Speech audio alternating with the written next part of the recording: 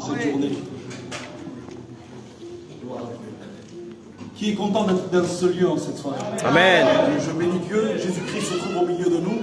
Dans cette soirée, je le crois qu'on va être béni de la part de Dieu, ils n'entendent pas derrière. Amen.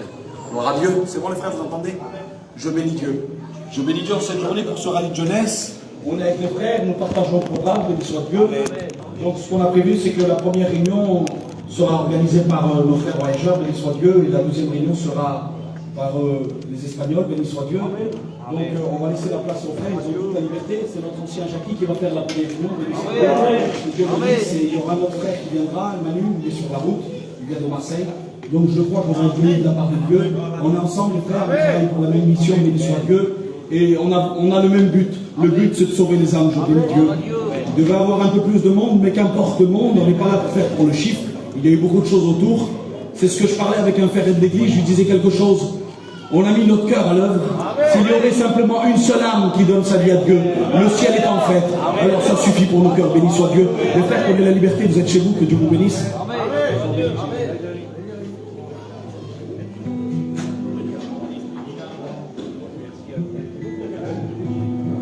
Gloire à Dieu, amen. Écoutez, c'est une grande joie pour nous aussi d'être parmi vous aujourd'hui. C'est un privilège de pouvoir diriger la réunion. Écoutez, je voudrais moi faire une chose. Je voudrais qu'on fasse le programme ensemble. Je voudrais qu'on chante ensemble des cantiques. Je voudrais qu'on dise amen à tout ce qui va être dit, à tout ce qui va être fait. Aujourd'hui, il n'y a pas voyageurs, il n'y a pas espagnol. On est des enfants de Dieu réunis dans une maison. Et alors aujourd'hui, c'est la maison de Dieu. Parce que nous sommes réunis ici. Alors avant de commencer, on a notre ancien paddy qui est là. Il va nous dire un petit mot de salutation. Que Dieu le bénisse. Amen.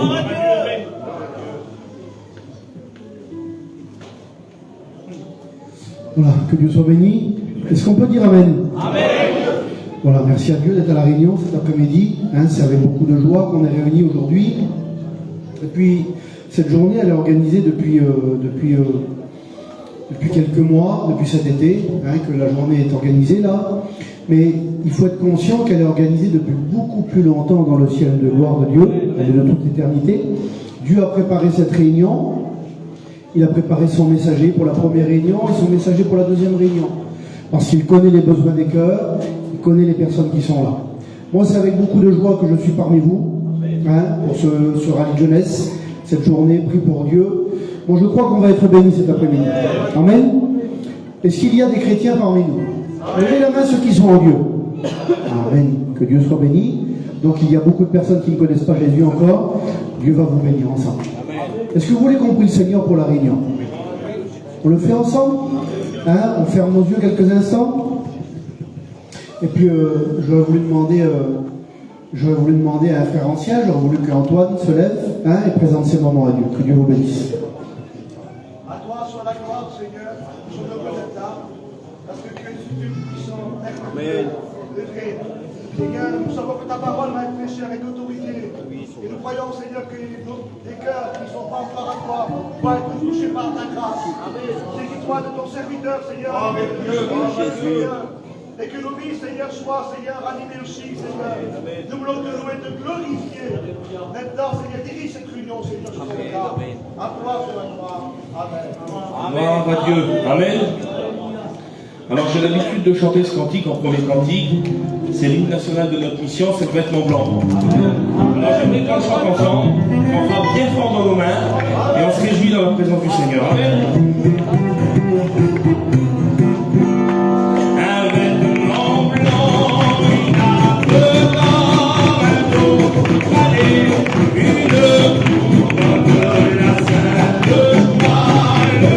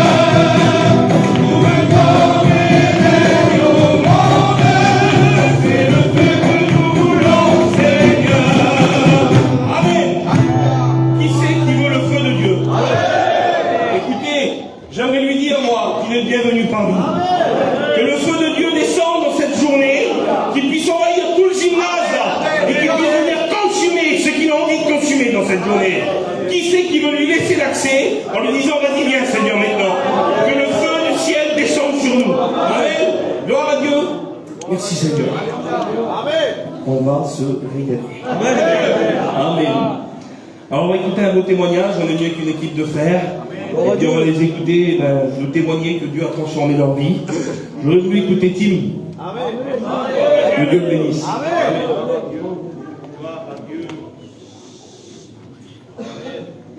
Voilà, gloire à Dieu. Je vais vous expliquer comment j'ai rencontré le Seigneur. Je n'ai pas grandi dans un foyer chrétien, mais j'ai grandi dans un très bon foyer. J'avais des parents que j'avais aucun interdit. Je faisais ce que je voulais. Mon père me donnait tout ce que je voulais, je manquais de rien du tout. Et puis on a grandi comme ça. Et puis très vite, on était une équipe de copains. Et puis voilà, on se décollait pas, on était toujours ensemble. Et puis nous, notre vie, c'était voilà, c'était de s'amuser, c'était de sortir, c'était voilà, notre vie, c'était ça. Et puis on a grandi comme ça. Et un jour, il y a une œuvre qui a démarré chez nous. Et puis ma mère, elle a été dans les réunions. Et puis quand ma mère, elle a été dans les réunions, tout de suite, elle a compris que c'était la vérité. Et puis elle a donné son cœur à Dieu. Mais seulement quand elle est revenue chez nous, c'est un combat qui a commencé parce que mon père, lui, était contre de l'évangile. Tout ce qui avait un rapport avec Dieu, il ne fallait pas y en parler. Et vous savez, mon père, c'était l'homme le plus gentil du monde. Mais quand on parlait de ça, c'était une catastrophe. Et puis donc ma mère, ça a été un combat pendant 9 ans de temps. Et puis pendant 9 ans de temps, moi j'ai grandi comme ça, et puis je voyais tout ce qui se passait dans le foyer de mes parents. Et je disais, c'est pas possible. C'est pas possible, alors soi-disant, t'es un Dieu, toi, d'amour, t'es un Dieu qui réconforte, t'es un Dieu d'écouter ce qu'ils disaient les autres, que voilà, tout allait, quoi. Et puis là, à cause de toi, j'ai le foyer de mes parents, j'ai dit, ça va plus. Il n'y a plus rien qui va dans le foyer de mes parents. Et si vous voulez, j'en ai voulu un petit peu à Dieu. Mais j'en voulais à une personne que je connaissais même pas, en fait. Je connaissais rien du tout. Je vous dis, j'ai pas été élevé dans les choses de Dieu, donc je connaissais absolument rien du tout. Et puis si vous voulez, voilà, ça a continué comme ça. Et puis un jour, un cousin à moi, il m'a proposé de faire un voyage, de partir en Israël. Et moi, je voulais pas partir. Et puis à la force qui me ronge, j'ai dit oui. Et puis voilà, les semaines, les mois, ils ont passé là. Et puis ça arrivé le moment de partir. Et puis j'avais pas du tout envie de partir. Et on est parti, voilà, je suis parti en Israël. Et vous savez, voilà, le lendemain qu'on est arrivé là-bas, on est parti sur un site, c'était sur le tabernacle. Et puis le frère, il était en train de prêcher, et puis quand le frère, il a commencé à prêcher, moi j'ai sorti, je me suis mis en hauteur, comme ça, il y avait une petite colline à côté là, et puis je l'ai regardé, et puis voilà, le Seigneur, il les bénissait, tout le monde pleurait, tout le monde priait, il y en avait qui étaient à genoux par terre, et moi je les regardais, et je disais, ils sont fous. Je voyais bien qu'ils sont fous complètement, en vérité, on est au milieu du désert, j'ai dans la terre, ils sont à genoux par terre, et puis eux, ils sont contents d'être là. Et puis voilà, la réunion a fini, puis au moment de partir, il y a un frère qui est venu vers moi, et puis il dit, écoute, tu veux pas qu'on prie pour toi? Et moi je lui ai dit oui, là.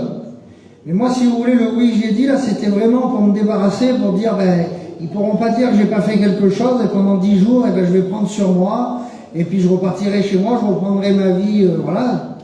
Mais seulement, je savais pas contre le oui, là, il allait changer ma vie. Il allait changer totalement ma vie, parce qu'à ce moment-là, je peux vous dire que 5 minutes avant, je me moquais des garçons qui étaient par terre, et puis 5 minutes après, c'est moi qui étais par terre, qui demandais pardon à Dieu. Je ne sais pas ce qui se passait, je comprenais rien du tout, mais ce que je savais, c'est que ça me faisait du bien dans mon cœur. Et puis à ce moment-là, voilà, je savais que j'étais un chrétien. Je savais qu'à ce moment-là, ma vie, ça allait être ça, ça allait être que j'étais chrétien. Et puis voilà, et puis le voyage, il a commencé pour moi, là. Et 4-5 jours après, on est arrivé à la chambre haute, le baptême du Saint-Esprit, quelqu'un qui parlait en langue, c'était pas vrai aussi pour moi. Il faisait esprit par rapport, voilà, pour moi, c'était comme ça. Là, encore une fois, c'est moi qui étais baptisé du Saint-Esprit, c'est moi qui parlais en langue. Et c'est pas possible que c'est tout vrai, alors, tout est vrai ce qu'il disait. Et puis voilà, moi, ma vie, c'était comme ça, j'étais un chrétien, mais moi, je pensais plus, j'étais en Israël, c'était tout beau, c'était tout bien. Et moi, je pensais plus que chez moi, mon père, c'était très compliqué. Je pensais plus à tout ça. Et puis là, d'un seul coup, l'ennemi, l'ennemi, il est venu. Puis il me disait, alors toi, aujourd'hui, tu dis que tu es chrétien, mais quand tu vas rentrer chez toi, tu vas faire comment? Tu sais que ton père, il ne l'en veut pas, tu sais, et là, tout de suite, j'ai dit, comment je vais faire? Et puis je me suis pas laissé avoir, tout de suite, j'ai dit, Seigneur, Je dis aujourd'hui je t'appartiens. Ben, j'ai aujourd'hui j'y tout fera tout. Je dis voilà, je veux que quand je rentre chez moi, j'ai la première parole que mon père me dit, c'est si tu veux te baptiser, baptise-toi. Puis je suis rentré chez moi, ça faisait 10 jours que j'étais parti. Je suis rentré vers moi. Première parole que mon père m'a dit, écoute, il dit si tu veux te baptiser, baptise-toi. Et là je peux vous dire que j'ai passé par les eaux du baptême avec ma mère, avec ma soeur. Aujourd'hui, ça va faire 8 ans que je suis chrétien. Toute ma famille y appartient. Mon père, lui qui était contre, aujourd'hui, c'est un chrétien aussi. Le Seigneur, il a fait vraiment grand chez nous. Si le Seigneur permet, là, voilà, je me suis levé pour servir le Seigneur. Je peux vous dire, il a tellement fait pour nous, je peux même pas vous dire, c'est une merveille. Voilà, sur un qui n'a pas fait d'expérience, faites-la, je vous dis, c'est la plus belle des vies. Que Dieu vous bénisse. Merci à Dieu. Amen. Que c'est beau d'écouter un témoignage, une vie transformée. Je pensais à ça pendant que Tim témoignait. Vous savez, j'ai dit quelque chose l'autre jour à un copain. J'ai dit, on veut toujours être, nous, des portes dans nos familles. On veut toujours être des portes dans nos maisons, dans nos foyers. Et puis des fois, on se pose des questions en disant, Seigneur, comment ça se fait alors que vers moi, ça bouge pas? Et peut-être que tu es venu dans cette journée, toi. Tu es peut-être le seul chrétien chez toi, et puis tu es en train de te dire, ça bouge pas chez moi. Il n'y a que moi qui est chrétien, je suis le seul alors. Il y a des années que ça dure. Et je disais ça l'autre jour à un copain, j'ai dit, tu sais, mon beau-frère, il a construit une petite maison chez nous. Et j'ai dit, j'ai remarqué quelque chose. J'ai dit, la porte, c'est pas au début qu'il a fallu la mettre. J'ai dit, avant de poser la porte, il a fallu qu'il y ait un fondement qui soit posé. J'ai dit, il a fallu qu'il y ait des murs qui soient montés. Il a fallu qu'il y ait un toit qui soit posé. Et j'ai dit simplement après, alors quand tout ça a été monté, j'ai dit alors celui qui est venu, le menuisier, il est venu, et alors là il a posé la porte. Et on pouvait entrer dans la maison. Mais j'ai dit, il y a peut-être aujourd'hui des années que ça dure pour toi, tu es peut-être simplement là qu'à la fondation. Mais j'ai dit, continue dans ton témoignage. Monte des murs dans ta famille. Fais poser un toit, et puis au moment voulu, tu seras la porte ouverte qui fera rentrer ta famille dans la maison. Quelle beauté, amen. Alors on va écouter Bradley nous chanter un beau cantique. Que Dieu le bénisse. Amen. Gloire à Dieu. Je voulais vous dire juste ça dans le chanter un cantique. Vous savez, des fois on aimerait être béni par Dieu, on vient dans des lieux, on a besoin de Dieu.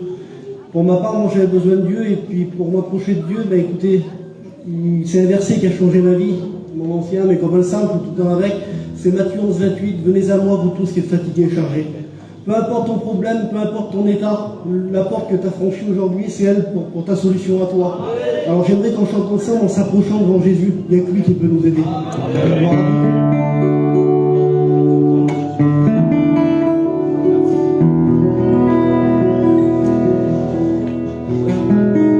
En s'approchant devant Jésus, on découvre tous ses bienfaits.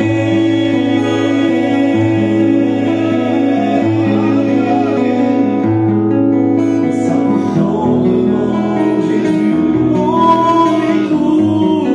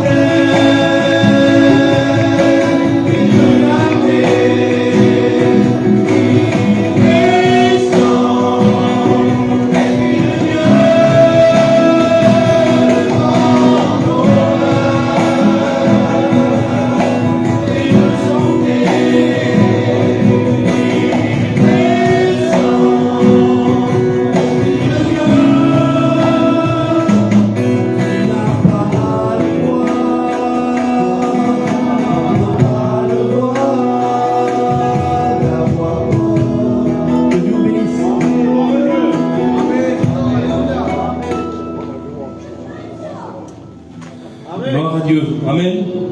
Vous voulez qu'on chante un beau cantique ensemble? Je voudrais qu'on chante ce cantique qui nous dit « Je suis le bon berger ». Amen. Allez, on fait une chorale ensemble.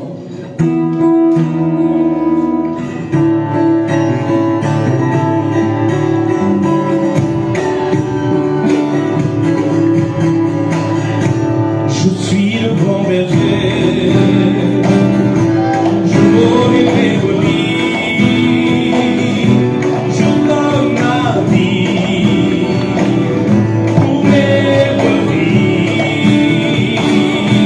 je me suis sacrifié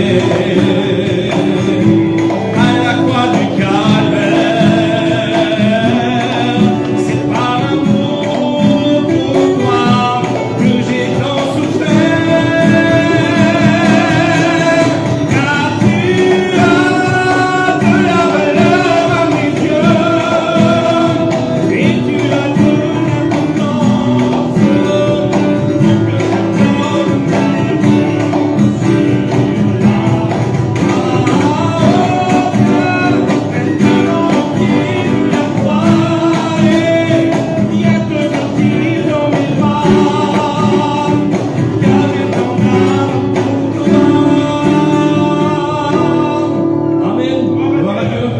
On continue dans notre programme. Je veux lui appeler Carter. Que Dieu le bénisse.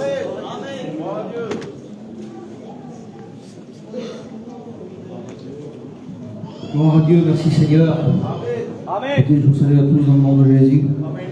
On est dans la joie de venir là, nous avec les petites équipes. On veut aussi dire ce que le Seigneur a fait dans nos vies. Écoutez, moi, j'ai pas grandi dans une famille chrétienne. J'ai grandi sur des fêtes. Et puis, on avait un mode de vie assez particulier. C'est-à-dire qu'on était un petit peu en décalage de tout le monde parce qu'on avait un mode de vie qui était bizarre, quoi. On se couchait très tard le soir, on se levait très tard le matin aussi. Et puis nous, les réunions, on ne connaissait pas. Et puis je suis dans une petite région, j'habite à Gap. Et puis on était dans un désert spirituel. Entre Aix-et-Provence et Grenoble, il n'y avait pas d'évangile chez nous. Il n'y avait pas d'église. Dieu n'était jamais venu. Il était passé, mais il ne s'était pas arrêté. Mais un jour, Dieu s'est arrêté chez nous, que Dieu soit béni. Écoutez, j'avais mon oncle, moi, qui était lié par toutes les drogues possibles et imaginables. Et puis moi, je voyais ça d'un regard d'un petit enfant de 9 ans. Et puis cet oncle-là, il a été rendu sur un canapé dans une maison chez mes grands-parents. Et puis il était très loin de l'évangile, son foyer était brisé. Mais Dieu a intervenu. Dieu a posé sa main, Dieu l'a délivré. Et puis moi, j'étais toujours un petit jeune garçon, et puis je voyais ça. Et j'ai vu que les choses, elles ont changé avec le Seigneur. Et puis les années ont passé, et puis à l'âge de 14 ans, dans une petite réunion de jeunesse, j'ai levé ma main. Quelle affaire! Écoutez, Dieu a fait une invitation à mon cœur. Malgré que j'avais 14 ans, écoutez, je ne savais pas c'était quoi une boîte de nuit, je ne savais pas c'était quoi un casino, je ne connaissais pas le monde, mais je savais ce qu'il pouvait apporter, c'était que de la misère. Par contre, je savais ce que le Seigneur pouvait apporter, et c'était que de la joie, que du bonheur, que de la paix. Alors j'ai donné mon cœur à Dieu ce jour-là.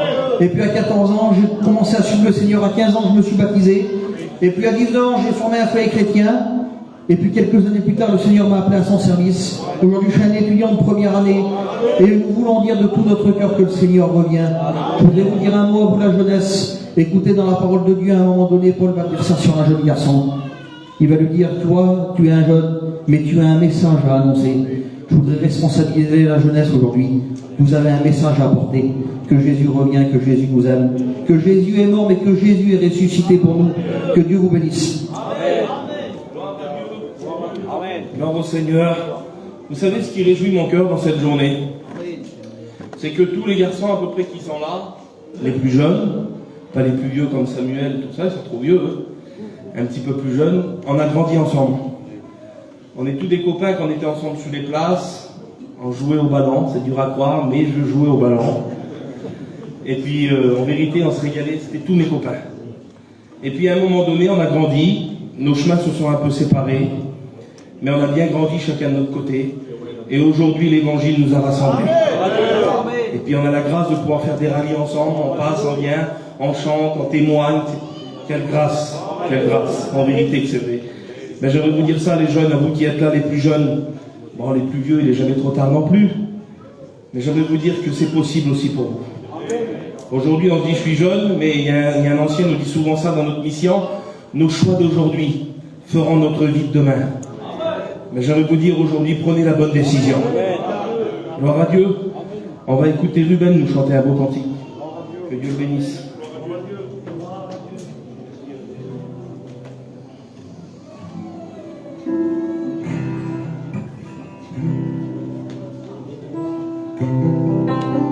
Alléluia. Chante avec moi.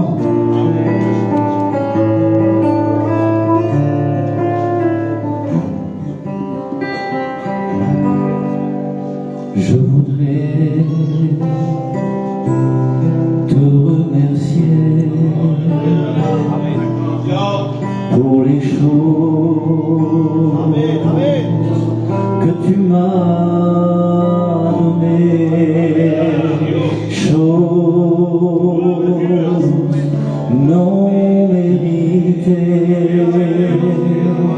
que tu fis par amour pour moi, des voix, des milliers d'anges ne seraient exprimés ma louange et passer le reste de ma vie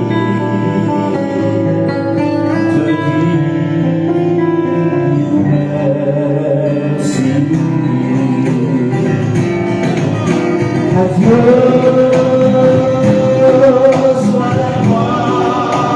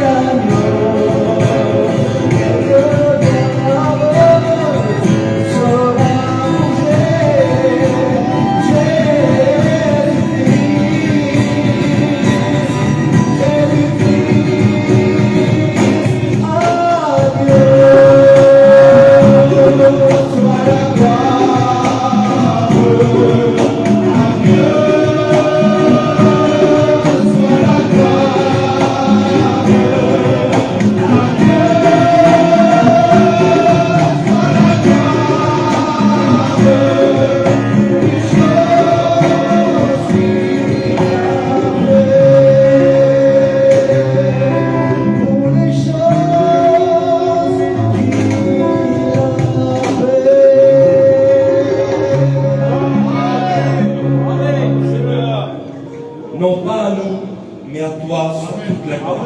Amen. Gloire à Dieu. On va écouter Joram.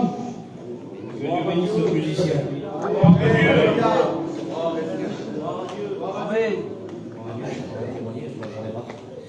Moi, j'ai toujours grandi dans un foyer chrétien, mais j'ai dû faire mon expérience. Mon père, c'est un pasteur, mon père, il s'appelle Messon. Et à l'âge de 11 ans, on était à Gien, mon père, il faisait sa 2e année d'études. Et puis, il y a eu une réunion de jeunes. Et puis, les garçons ne voulaient pas nous laisser rentrer dans la on ne voulait pas rentrer. Parce qu'à 11 ans, on pas trop, ça trompe les grands. Mais il y a un frère qui nous a fait rentrer quand même, et il nous a mis dedans le fond de l'église comme ça. Et puis, la réunion s'est passée. Et puis, je ne pourrais pas vous dire sur quoi l'homme il a prêché, je ne serais pas capable. Mais je sais qu'il y a un moment, il a parlé de l'amour de Dieu, il a parlé de la croix. Et puis moi, à 11 ans, devant ça, j'ai ressenti quelque chose. C'était pas de l'émotion, mais c'était Seigneur, tu as fait ça pour moi. Et puis avec mes copains, on s'est retrouvés devant le pupitre, en train de demander pardon à Dieu. Et puis j'ai grandi comme ça. À l'âge de 13 ans, le Seigneur m'a donné un jeu de la guitare. À 15 ans, je me suis baptisé. Aujourd'hui, ça fait 2 ans que je suis baptisé. C'est la première vie qu'il peut y avoir. C'est vrai que des fois, c'est compliqué. C'est pas tous les jours facile une vie chrétienne. Il y a souvent des bas, il y a souvent des hauts. Mais avec le Seigneur en avant, c'est ce qui compte. C'est ce qui compte. Voilà. Je suis vraiment content pour ce Rallye Jeunesse. Je suis sûr qu'il va y avoir des bonnes choses. Que Dieu vous bénisse.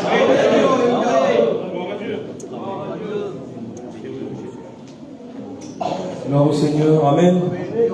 On est bien dans cette journée, Amen. Gloire à Dieu.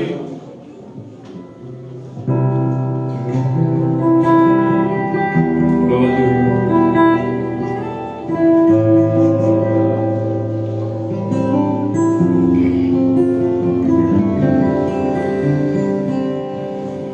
Des voix dans ma tête ne cessent de me dire que je ne suis rien.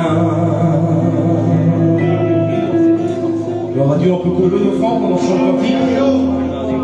Tous ces mensonges m'amènent à croire que je n'y arriverai pas.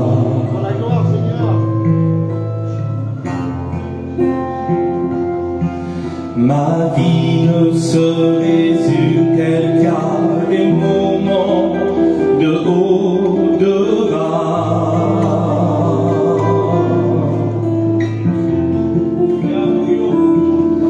Rappelle-moi encore qui je suis, Père, tu sais que j'en ai besoin.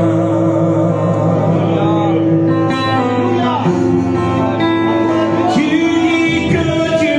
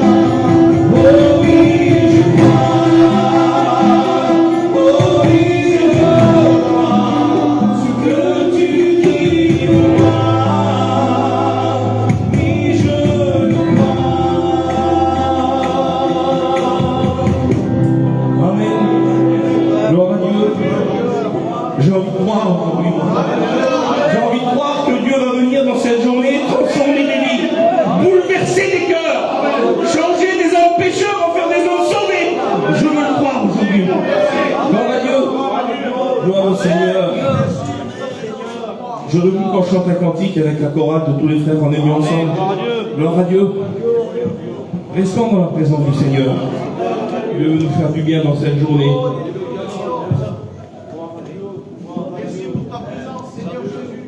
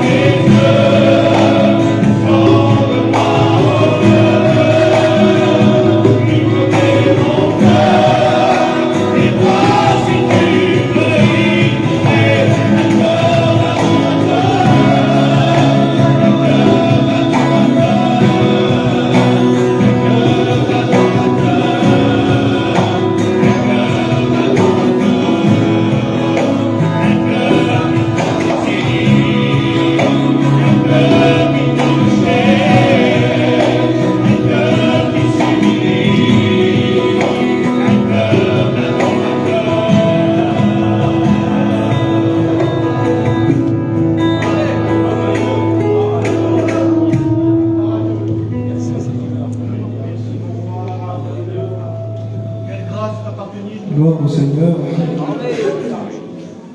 Ce que Dieu veut, c'est des adorateurs. En esprit, mais en vérité. Vous croyez qu'on va être bénis aujourd'hui?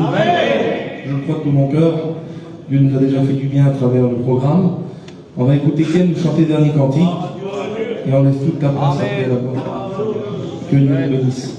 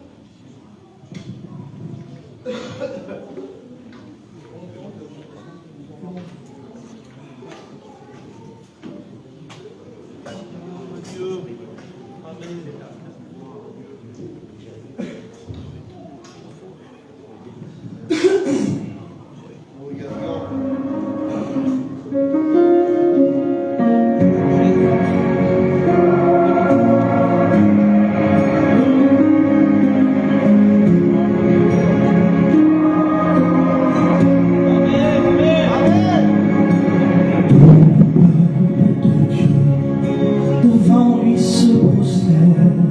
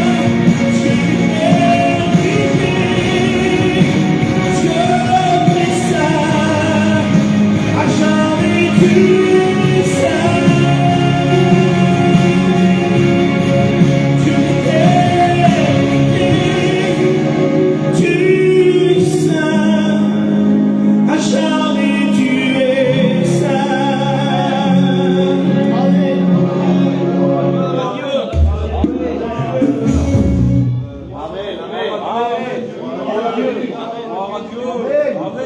Gloire à Dieu.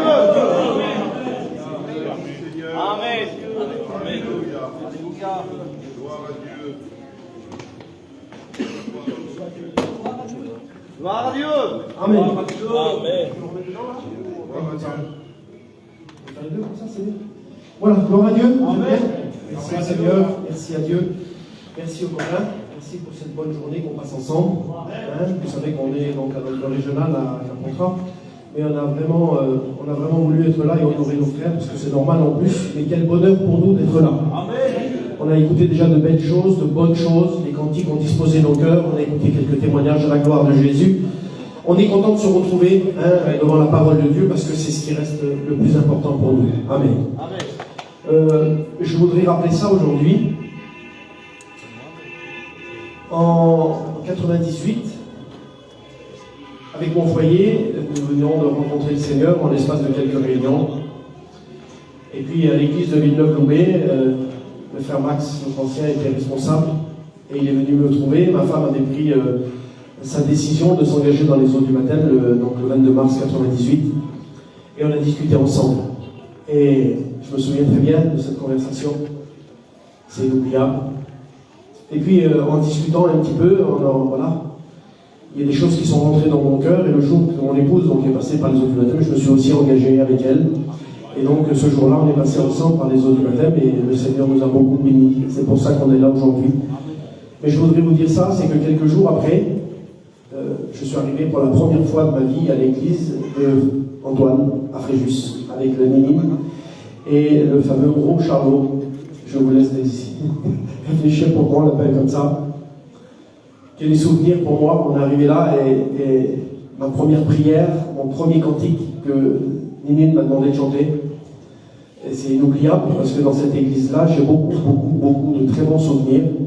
Pas pour les locales, mais quand je vois Max, je pense à ça, et quand je vois Antoine, je pense à ça. Et quand on a commencé avec d'autres Antoine et d'autres frères à l'église, l'action jeunesse, parce que Dieu, dans sa bénédiction et dans sa grâce, nous a appelés à le servir. Et là, tout de suite, on a commencé à travailler avec les frères, et d'autres se sont levés, les autres frères qui sont là aujourd'hui, et on a eu l'occasion et la grâce, le privilège d'aller dans les pays de l'Est, à Olomouc, pour construire une église, avec aussi les frères. Et aujourd'hui, on ne se voit pas très souvent avec les frères. Moi, aujourd'hui, mes enfants sont mariés en région parisienne, et du coup, je viens plus souvent sur Cagnes-sur-Mer, chez moi, mais quand on vient et quand on se voit avec les frères, c'est vraiment une joie. Amen. Gloire à Dieu. Je tenais à souligner ça, parce que c'est vraiment sur mon cœur. Je voudrais vous parler de quelque chose dans cet après-midi, un sujet de la parole de Dieu, qui est pour moi d'actualité. Quand on regarde la parole de Dieu, j'ai écouté un petit peu le programme, ce qui s'est fait. On va lire la parole de Dieu. Je voudrais commencer au travers du livre du prophète Joël, au chapitre 3. Écoutez comment c'est beau, il faudra retenir quelques mots. Je fais la lecture pour vous, on pourrait lire à partir du verset 9. Joël, chapitre 3 et verset 9. Publiez ces choses parmi les nations. Préparez la guerre, réveillez les héros. Amen. Retenez le mot, qu'ils s'approchent et qu'ils montent, tous les hommes de guerre. Là, il va faire allusion à des objets au verset 10. De vos hoyaux forgez des épées et de vos serpes des lances. Que le faible dise, je suis fort. Amen. Amen. Et juste dans cette introduction-là, on va s'apercevoir qu'il y a... alors, je tiens à dire ça, le texte en question, là, parle d'une autre période de temps. Mais nous, on va sortir de simplement ce texte-là pour spiritualiser et la mettre au goût du jour et qu'on s'en sert pour nous dans cette journée. Parce que le désir de mon cœur, mais pas que du mien, mais de celui de Dieu lui-même, c'est véritablement de préparer la guerre et de réveiller les héros. Et pour cela, vous avez compris le texte au verset 9, il dit « Approchez-vous et montez ». D'accord ? Dans cet ordre-là. Parce qu'il y a des choses à aller chercher dans les hauteurs, dans le spirituel, il y a des décisions à prendre. Pour ça, il faudra s'éloigner des choses de la terre, pour s'éloigner un petit peu, prendre des décisions. Mais à partir de là, on va pouvoir ensemble préparer la guerre et réveiller les héros. Amen. Et il y en a dans la Bible. si on prend, pour n'en prendre qu'un, mais ce fameux Gédéon, où il est dans un moment de sa vie, peut-être en franchissant la porte de ce local, quand tu es arrivé ici, tu n'avais pas l'état d'esprit d'un héros. Tu étais plutôt peut-être fatigué, chargé, et dans un état plutôt d'abattement et de découragement. C'était à ce moment-là précis où est-ce que Dieu, l'ange de l'Éternel, va venir parler à Gédéon et lui dire vaillant héros, va avec cette force que tu as. Et pourtant, il était le plus petit de sa famille. Sa famille était parmi la plus petite aussi, parmi les tribus d'Israël. Il n'était pas dans un état d'esprit de combattant et de héros. Et pourtant, quand Dieu parle à quelqu'un, quand Dieu parle à un foyer, quand Dieu parle à un jeune garçon, une jeune fille, là il est question des hommes, mais c'est d'un peuple tout entier que Dieu appelle à se préparer et à être réveillé et à devenir des héros. Amen. Et c'est ça, c'est la parole de Dieu. Et on a des exemples, vous comprenez? La Bible dit dans 1 Corinthiens chapitre 10 verset 11 que ces choses leur sont arrivées pour nous servir d'exemple, elles ont été écrites pour notre instruction. C'est beaucoup plus facile pour nous qui sommes arrivés à la fin des temps de savoir par exemple comment ils s'en sont sortis dans telle ou telle situation. Comment est-il possible qu'un tel homme, qu'une telle femme, qu'un tel foyer a pu faire une telle erreur et se retrouver aussi loin de Dieu à un moment donné? Mais parce qu'ils ont fait des erreurs. Les autres ont pu faire des exploits, comme le dit la Bible dans le psaume 60 verset 14, avec Dieu nous ferons des exploits, amen, et nous deviendrons des héros. Ça veut dire que si aujourd'hui tu aspires à ça, si tu voudrais bien lever un petit peu ta tête, et là au-dessus de nous, là, mais il plane des bénédictions qui sont là à portée de main. Mais qu'est-ce que tu attends de la Réunion? Qu'est-ce que tu vas faire de la Réunion? Comment tu es venu à la Réunion? Et je suis convaincu et persuadé que le lieu dans lequel nous sommes, selon comme la Bible l'appelle, c'est ici la maison de Dieu pour nous les enfants de Dieu, mais elle est aussi la porte des cieux pour nos amis. C'est un lieu qui est redoutable. Apparemment c'est un lieu où on y pratique un sport, mais là quand nous sommes réunis, quand Dieu est au milieu de nous, c'est ici un endroit redoutable où Dieu peut se forger des hommes et des femmes, demain des futurs serviteurs de Dieu, des servants du Seigneur. Il y a peut-être au milieu de nous des chrétiens qui ont un petit peu, voilà, le mot qu'on emploie, un petit peu rétrogradé, mais qui sont toujours des chrétiens. Tu as peut-être aujourd'hui l'opportunité, j'en suis convaincu, de repartir avec Dieu, avec les forces que Dieu va te communiquer. Quand il dit, va avec cette force que tu as, peut-être vous l'avez écouté, va avec la force que tu as, mais en vérité, si Dieu prendrait cette phrase-là, ce serait véritablement un non-sens que tu repartes avec les mêmes forces que tu es entré. Il sait très bien que tu n'en as pas, mais là il dit va avec cette force que tu as, c'est pas la force que tu as, c'est cette force, celle que je te communique, celle que je vais te donner, celle que je vais renouveler, celle que tu vas recevoir, et nous les croyons, c'est pour ça qu'on est là, en vérité. Alors il y a des exemples dans la parole de Dieu, et nous en prendrons un pendant quelques minutes. Mais le désir de mon cœur, vraiment, c'est avant de préparer la guerre. Il dit annoncez à toutes les nations, vous avez vu dans le texte, annoncez-le, publiez-le à toutes les nations. Quand on veut parfois se faire connaître dans telle ou telle situation, on met des prospectus, on met des panneaux publicitaires, on est capable de mettre beaucoup de choses sur notre véhicule pour que les gens soient attirés par une certaine publicité. Mais là, ce qui nous intéresse aujourd'hui, parmi les 35 000 communes en France, écoutez, c'est celle de Fréjus. C'est celle dans lequel nous sommes, dans le lieu dans lequel nous sommes, car la bénédiction ne dépend pas simplement d'un lieu, mais aujourd'hui c'est l'endroit où nous sommes réunis, c'est l'endroit où Dieu a choisi de faire résider son nom. Je ne sais pas s'il y a environ 50 000, 52 000 habitants, mais là on est combien dans la salle dans cet après-midi? On est, je ne sais pas, une centaine de personnes. Mais combien que Dieu a son regard ici, là? Comment que Dieu connaît ta situation? Comment que Dieu connaît ton cœur? Je voudrais te dire qu'il est écrit dans la Bible, avant de commencer à lire la parole de Dieu dans 1 Samuel au chapitre 14, je voudrais vous dire que chaque pas a été répertorié, compté, du premier jour où tu as commencé à marcher jusqu'à aujourd'hui. Dieu connaît l'effort que tu as fait pour venir ici, à dire oui au frère, bon mais je viendrai, écoute, si c'est là ta volonté, je vais faire un effort. Mais au-delà de la réponse à un frère, il y a véritablement dans le cœur de Dieu, il a vu ton effort. Amen. Il est écrit que chaque larme ont été recueillies dans des outres. Il n'y a rien qui échappe au regard de Dieu. Dieu connaît la situation. Et même si on s'attendait peut-être pour certains à être plusieurs centaines ici, ça ne gâche rien. Dieu est le Dieu des multitudes. Amen. Dieu est le Dieu de l'individualité, d'une seule et unique personne. La Samaritaine en est le type. Il va faire un détour, il va donner un rendez-vous à cette femme, il va lui parler, il va lui donner une eau qu'elle ne connaissait pas. Elle va devenir un moyen de bénédiction pour toute la commune où l'évangile, et plus que ça, dans les pays voisinants et partout dans les endroits où elle était, cette femme-là, elle est devenue un grand moyen de bénédiction, parce que Jésus était là.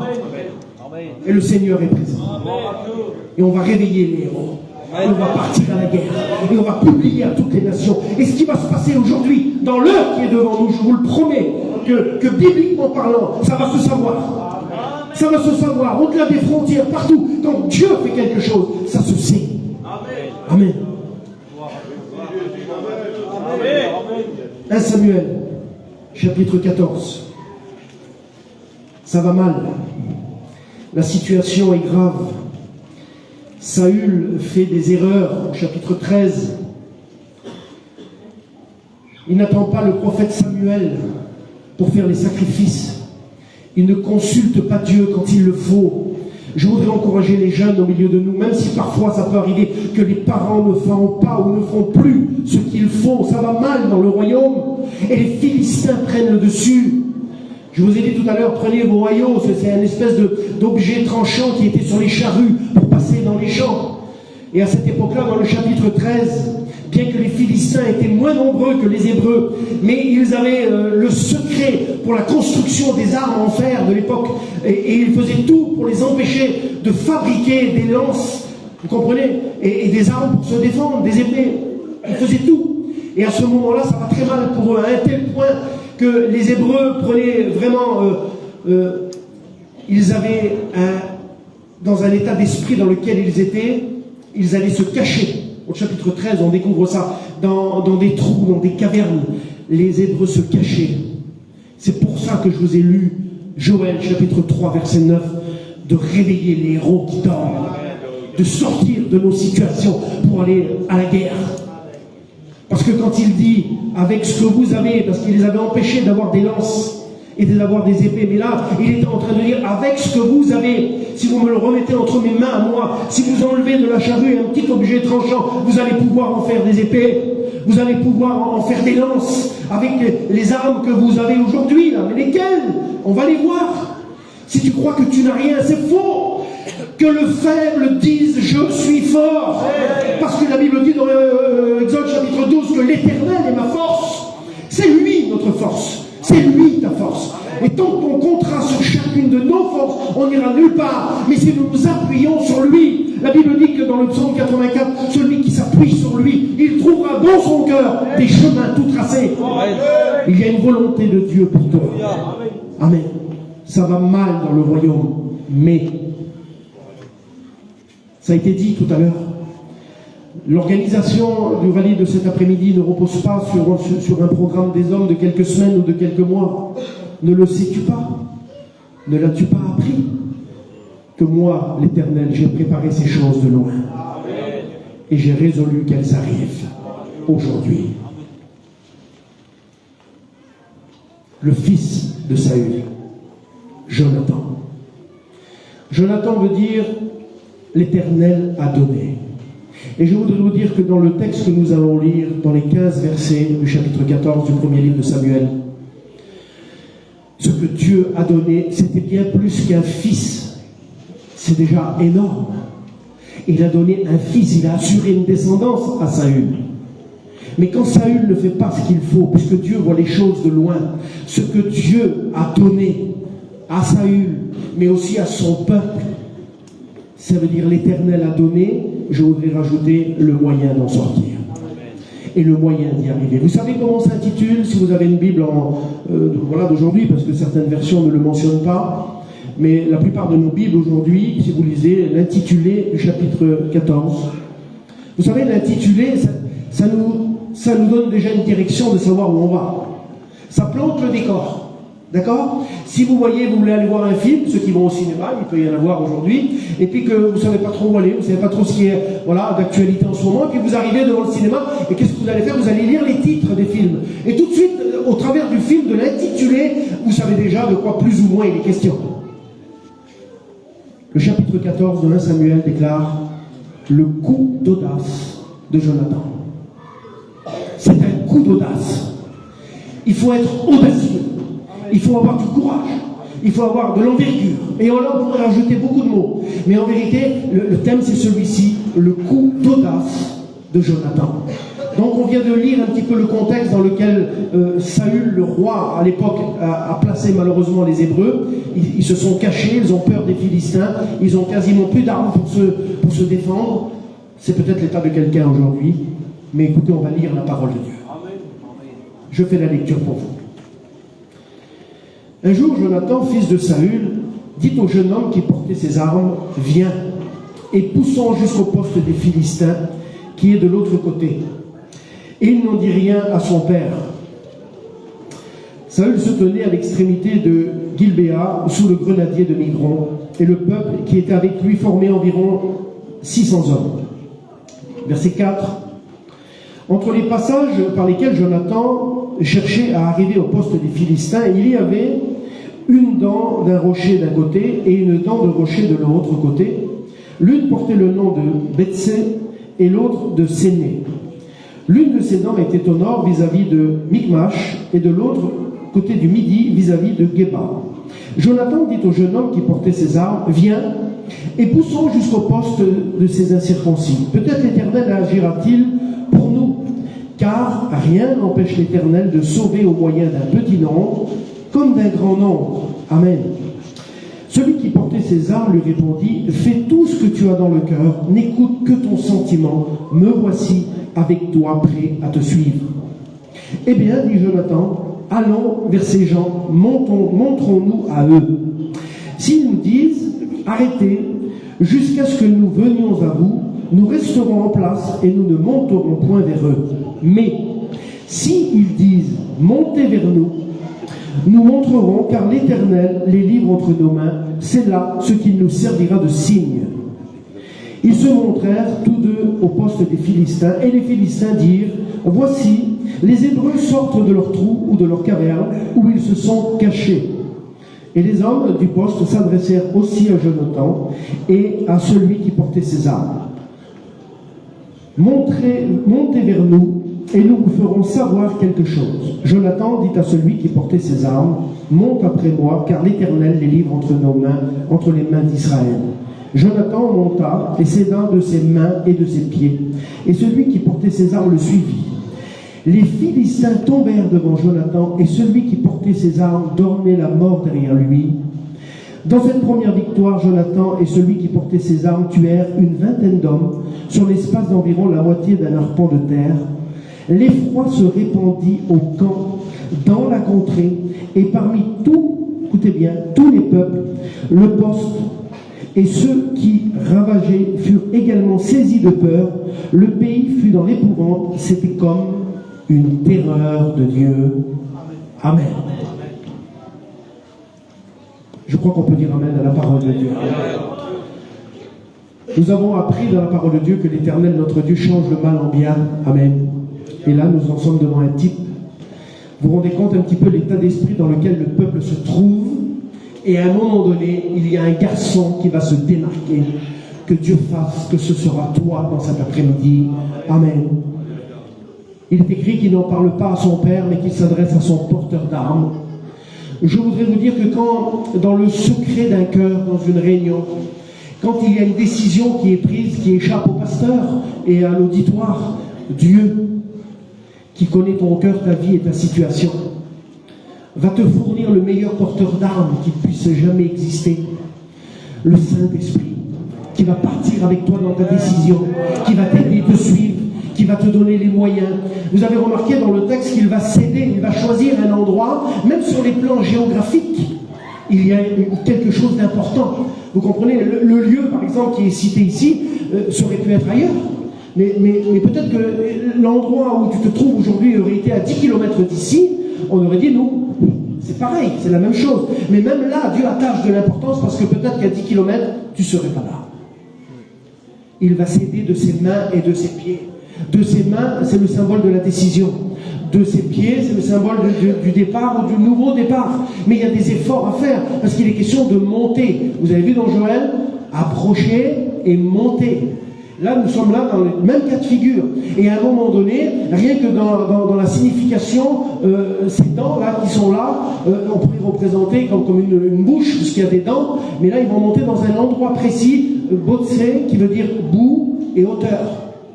Pour parfois être retiré de la boue, il faut savoir prendre de la hauteur. D'accord? Le mot séné, c'est élevé. Donc, c'est toujours quelque chose qui va inéluctablement nous attirer vers le haut. Si on veut s'en sortir, si on veut revenir à Dieu, si on veut devenir un chrétien, si on veut répondre à l'appel de Dieu, si on veut prendre une décision, automatiquement, il faudra s'éloigner de la terre et s'approcher des hauteurs. Vous comprenez ça? Mais ça part d'une décision, d'un acte volontaire vous comprenez bien qu'au départ, il y a une décision, il y a une réflexion, il y a une interrogation. Tu t'es posé la question, est-ce que je viens pas? Est-ce que je participe aux 2 rallyes? Est-ce que je viens que cet après-midi? Mais là, tu es là. Il se tourne vers son porteur d'armes et il lui dit, écoute, qu'est-ce que tu en penses? Est-ce qu'on pousse jusqu'au poste des Philistins? Est-ce qu'on va s'approcher? Comment? Parce que vous comprenez que normalement, dans une stratégie militaire, celui qui est en haut a toujours le dessus. Et ce que je voudrais vous dire, c'est là où c'est bon, où c'est que Dieu va nous donner les moyens et la force de faire quelque chose. Ils savent qu'ils n'ont pas d'armes.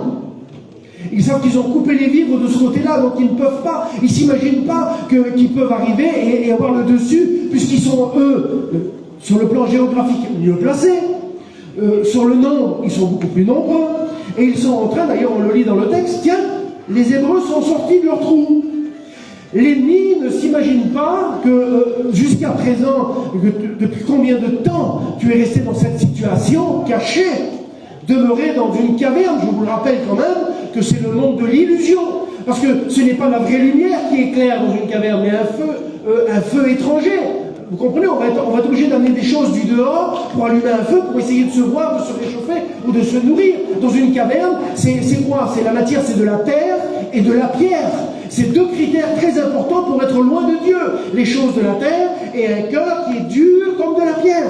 Donc là, on retrouve des critères qui nous éloignent de Dieu et qui nous font dans un état de faiblesse, un état de découragement. Mais l'ennemi qui est là ne s'imagine pas ce qui est en train de se tramer sous ses pieds, le coup d'audace de Jonathan poussé par l'esprit. Parce que vous savez que dans le mot grec, je ne fais pas de grec, mais le mot paraclès, si vous voulez, c'est le Saint-Esprit qui est second, adjoint et aide. Ça veut dire que second, ça veut dire ce que ça veut dire. Il faut qu'il y ait un premier, qui fasse le premier pas. C'est ta décision pour être aidé, pour être secondé, pour avoir quelqu'un avec toi. Donc c'est l'action du Saint-Esprit qui va se mettre en route, qui va se déclencher à partir de ta décision. Toi, tu fais le premier pas et ensuite le porteur d'armes arrive. Il ne s'imagine pas qu'il y a des armes comme ça. Il ne s'imagine pas ce qui est en train de se passer dans ton cœur au moment où je parle. Je suis convaincu que le Saint-Esprit est en train de dire, mais t'as remarqué? C'est de toi qu'il est question. Parce que c'est ça une réunion. Si je parle, vous comprenez, on ne parle pas de science-fiction là. Vous comprenez, on parle de la réalité, d'un état de faiblesse de quelqu'un, d'un foyer, d'un jeune garçon, d'une jeune fille qui est comme caché derrière une situation, derrière une frustration, derrière une timidité, derrière un problème, derrière, peu importe. Et là, tu es en train de te démarquer. Audacieux, le coup d'audace, qui fait preuve de détermination, de hardiesse, et qui va plus loin que les autres. Avoir de l'audace d'interrompre quelqu'un. Voici la signification de audace et audacieux. Celui qui va plus loin que les autres, celui qui va où c'est que les autres s'arrêtent, celui, je sais pas, mais celui qui a, écoutez, l'audace d'interrompre quelqu'un. Il y a quelqu'un qui a juré ta perte. Il y a quelqu'un qui ne veut pas que tu lèves ta main. Il y a quelqu'un qui ne veut pas que tu vas chercher ce qui t'appartient dans les hauteurs. Savez-vous que Ramon en Galade est à nous, et nous resterons ici sans rien faire? 1 Roi chapitre 22, et vous comprenez qu'il y a des choses qui nous appartiennent depuis combien de temps? Il y a des choses que tu ne pratiques plus, que tu ne mets plus en pratique, et pourtant qui sont là, et l'ennemi te les a pris. Et parce que sous prétexte qu'il t'a enlevé quelques arbres, peut-être tu ne pries plus, tu ne prophétises plus, tu n'élèves plus ta voix dans la réunion, peut-être que tu ne te rends plus vers les frères pour nettoyer l'église. Il y a tellement de choses qui t'appartiennent, qui sont à toi, et que l'ennemi est venu te prendre. Et il est temps pour toi de réveiller les héros et de partir à la guerre, et de repartir avec le porteur d'armes, monter sur la montagne, à un endroit précis au rallye dans cet après-midi, en s'aidant de tes mains et de tes pieds, parce que c'est ta décision, et le Saint-Esprit te poussera. Quand ils arrivaient devant les Philistins, ils tombaient devant Jonathan. Et le porteur d'armes les tuait. Ils avaient bel et bien des armes. L'ennemi ne se doutait pas, mais il y avait des armes.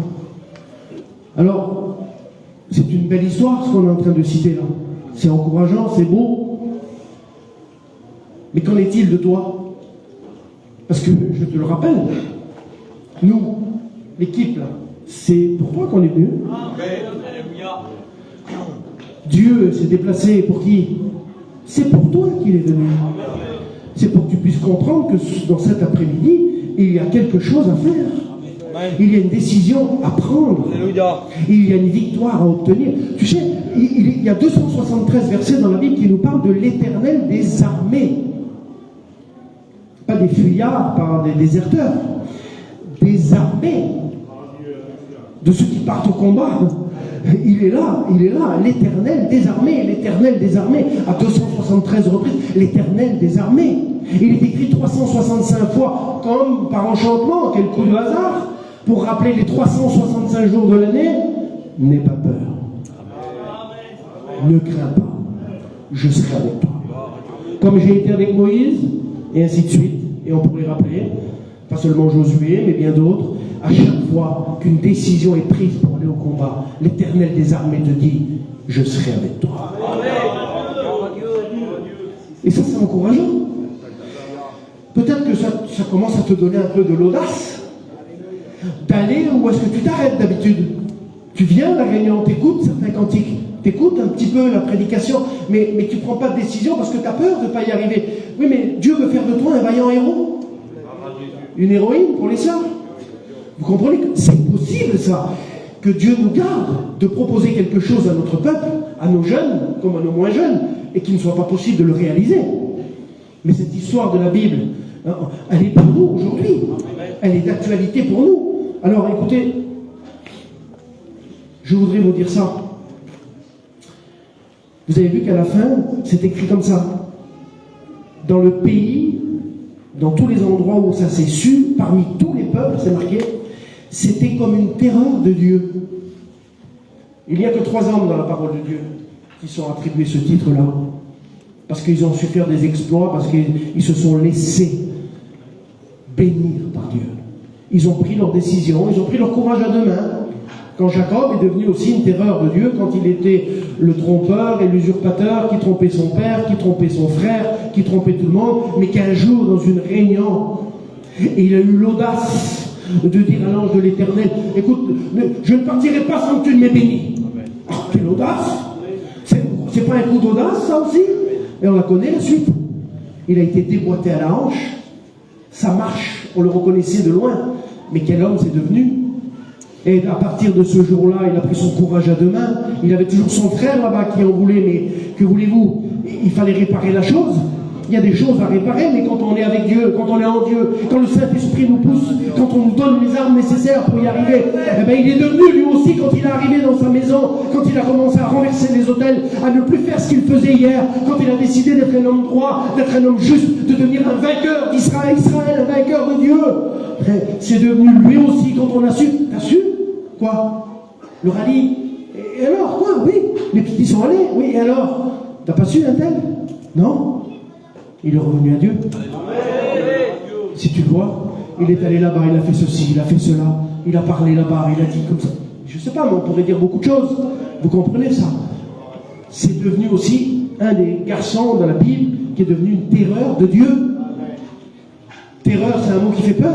C'est vrai ou pas? Hein? Vous avez vu, je le dis, on est entre nous, bon, voilà. Mais quand on écoute des fois sur des grandes villes, terrorisme, terreur a donné le mot terroriste. Terroriste, voilà, il y a des bombes qui éclatent un petit peu à droite à gauche et qui font des victimes. Mais moi, si je me l'attribue dans cet après-midi, hein?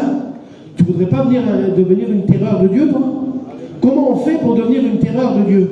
On a vu un petit peu ce que Jonathan a fait, on a vu ce que Jacob a fait, puis on pourrait parler de beaucoup d'exemples.